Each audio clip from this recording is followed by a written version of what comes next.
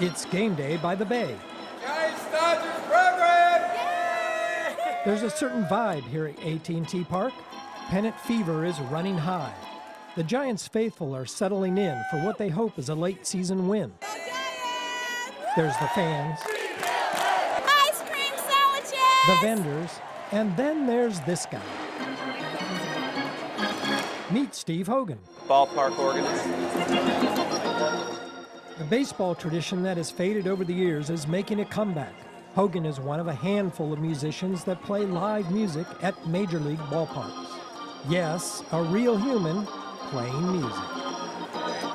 Absolutely love it. Always a big fan of live music.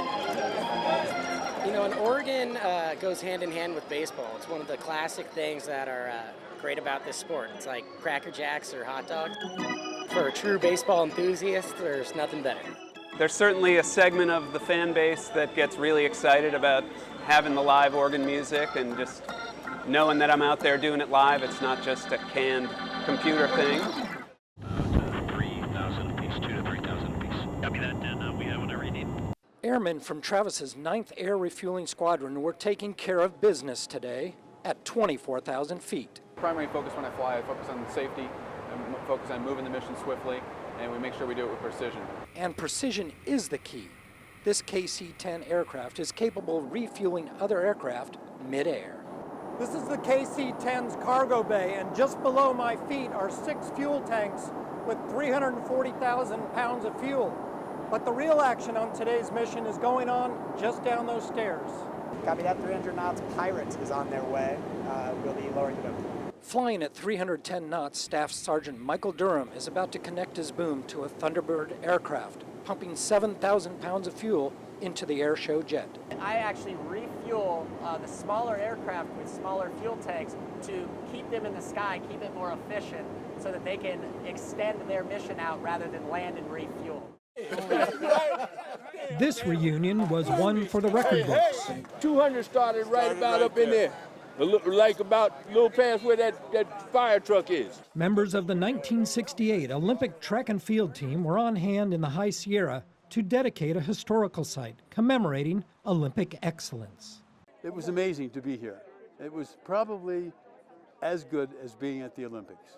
Amazing might be an understatement. Carved out of the El Dorado National Forest at Echo Summit, a high-altitude training facility developed to give the U.S. team its best chance to compete against the world and survive Mexico City's elevation of 7,000 feet. It brought us together as a team. And by being in this environment, you know, I think this brought us close as a family. And we trained. It wasn't no playing. It was about, we're going to show the world how great we were. And the results were golden. Long since paved over, 4 world records were shattered at the Olympic trials held at this site. And it set the stage for athletic dominance by a team that many considered to be one of the best in Olympic track and field history. It was a beautiful place to train. I'm glad we had the opportunity to know, what it felt like to race at 7,300 feet. In this area here was a pole vault.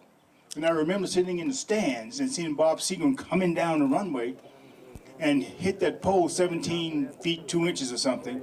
And I thought he had fallen out of a tree because that's what it looked like. He had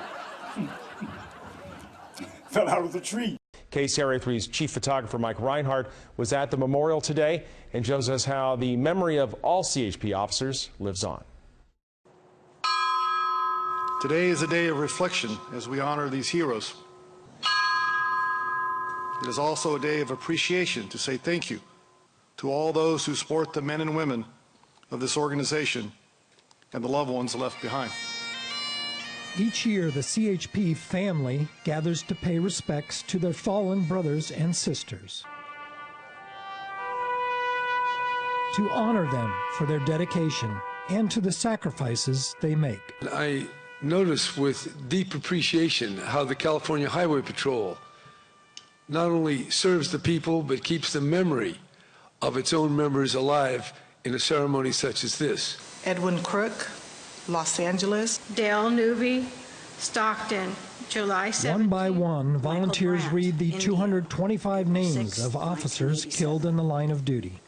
John Steele, Fighting back her emotions, Sergeant Deborah Grady is here Santa Ana, April to represent two of her fallen colleagues. Sergeant John Steele, who died in a motorcycle crash in 1993, and Officer Don Burt, who was murdered while making a traffic stop in 1996. They were both good friends. John was a mentor when I first came on, and I was kind of a mentor for Donnie when he was on, and he was taken way too soon. I think it's just something that you need to do, that you stand in place for those who can no longer stand for themselves, and it's what we do. It's who we are. In West Sacramento, Mike Rhinehart, KCRA 3 News.